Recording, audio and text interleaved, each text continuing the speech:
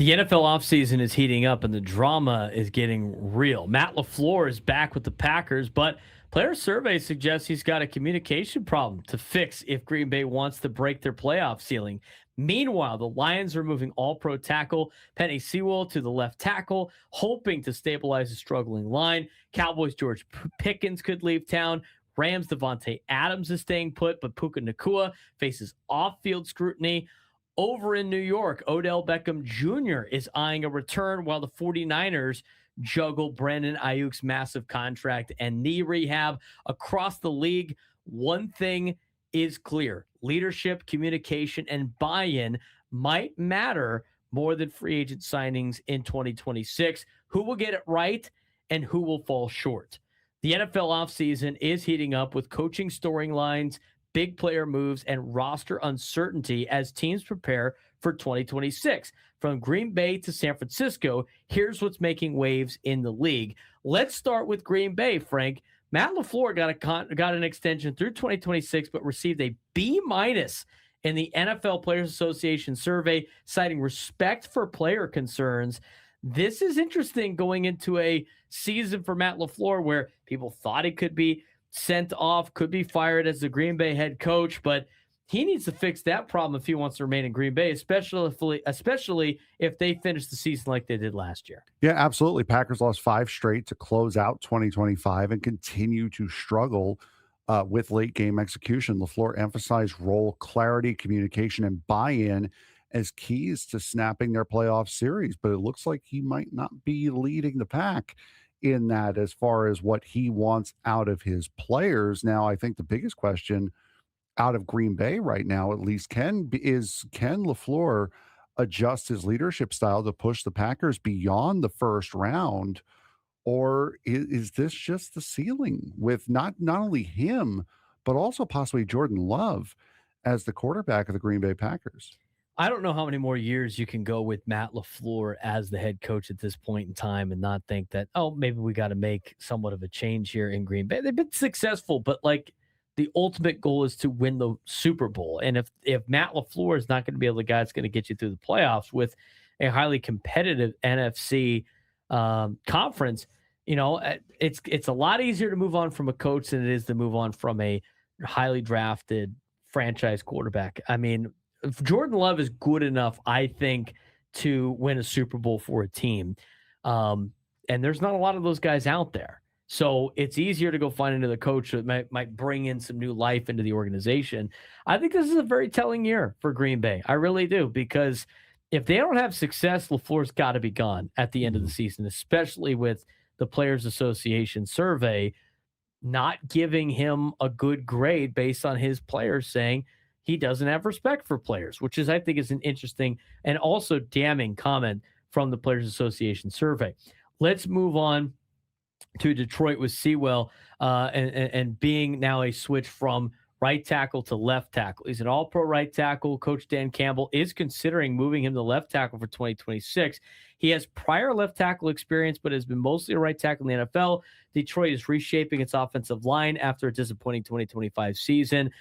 Is Sewell's versatility enough to shore up the Lions' O-line, or is this the Band-Aid solution for a team that struggled in pass protection? I think it could be a little bit of both. The good news is he does have experience playing on the left side, and I know you, with your football coaching background, that you'd probably be able to describe a little bit more the complexities between playing on one side of the line as compared to the other. But if you think you can work with a good player that's on the right side of the line, if you think you can move him over, maybe to give room for somebody, maybe somebody you want to try to re-sign, is somebody you want to sign, try to bring up, it could very well help. But moving guys around like that does also seem like just a temporary solution as well. I think he could work out. I mean, he is a very talented tackle. I mean, I think it's going to be a little bit of a challenge, but it is a way to add to your offensive line without having to break the bank of paying for a left tackle. Now, obviously, right, he might want to raise, if that's the case, to be a left tackle, because that's a very important position in the National Football League. But I don't think it's a crazy move for the Lions in the No. offensive line. And you've seen guys do this all the time. Like, if the Lions brought in a left tackle and he got hurt, they would have to. I mean, it would be probably better for them to move Sewell over to left tackle anyway to reassure that side of the line. So I don't think it's that big of a deal, as much as a lot of other people might. But I think it could be a good move for the Detroit Lions. Let's talk about the Dallas Cowboys. They have franchise tag George Pickens to attend voluntary offseason programs. Or they haven't pushed franchise tag George Pickens to attend voluntary offseason programs, but they franchise tagged him. They asked, reporters have asked, do you think George Pickens is going to show up? They don't really know. Pickens could still negotiate with other teams since he wasn't exclusively tagged. Coach Brian Schottenheimer's focus is on using Pickens in creative ways, not forcing his presence. But will Pickens stay a Dallas Cowboy? Does the business side of the NFL push him elsewhere? Could this impact Dak Prescott's offense in 2026? For me, I think he does end up staying. I think the business of the NFL will push him to potentially talk to teams, but I think ultimately he'll be back with the Dallas Cowboys because this would impact Dak Prescott if he's not available and he's not a Dallas Cowboy in 2026. Yeah, I believe he's going to be staying in Dallas, and from everything we've seen, we know Jerry Jones loves paying big money for the wrong guys, for at least the wrong positions. This seems like a Jerry Jones classic coming up right here. Los Angeles Rams have some drama with their wide receivers. They have explored, and they did explore trading Devontae Adams. They ended up keeping him, emphasizing team fit over the rumors that might be circling.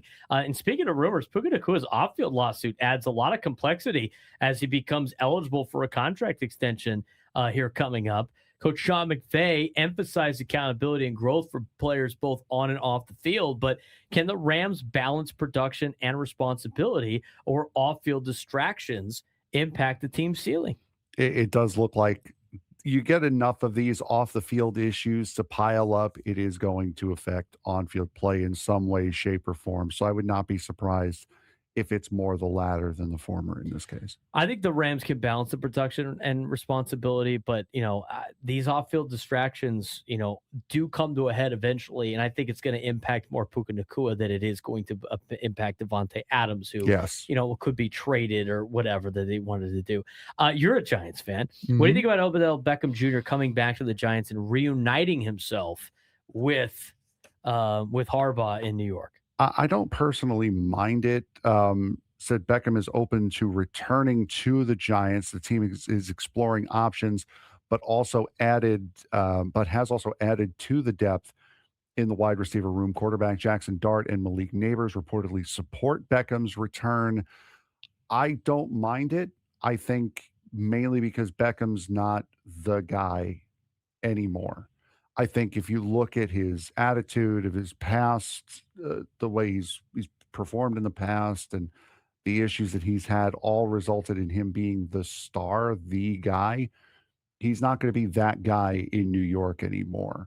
So I would not mind seeing them add a quality piece like Odell Beckham Jr., especially if he's on the cheap. If he can reinvent himself as a player and not have that attitude of I'm the star and all of this other stuff, it's kind of, to me, a lot like the Nick Castellanos situation. Yeah. The difference of, like, somebody else isn't going to be paying him his contract, but you're not going to have to pay him a lot. If he can embrace the role that he currently is now, I think he could, as a veteran, help out a young quarterback like Jackson Dart, and create a situation that's beneficial to the Giants. But if he tries to be vintage Odell Beckham Jr. like he was with the Giants when he first started, it's going to be a problem, and it's going to be not really worth the risk. Last one for you, Brandon Aiyuk and the uncertainty in San Francisco.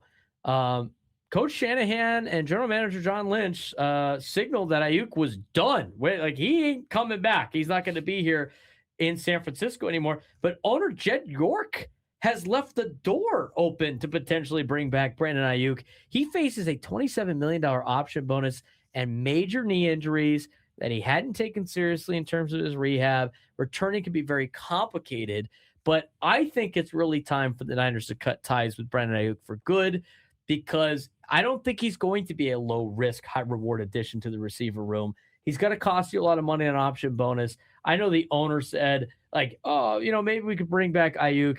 If both the GM and the head coach are like, yeah, we'll see it, buddy, it's probably time to cut bait. Yep, and my thoughts exactly. You cannot, as the owner, I understand you say and want the final say in these things, but you also, if you want to win, you have to look at what the people who are dealing with guys like Brandon Ayuk every single day are saying, and they're saying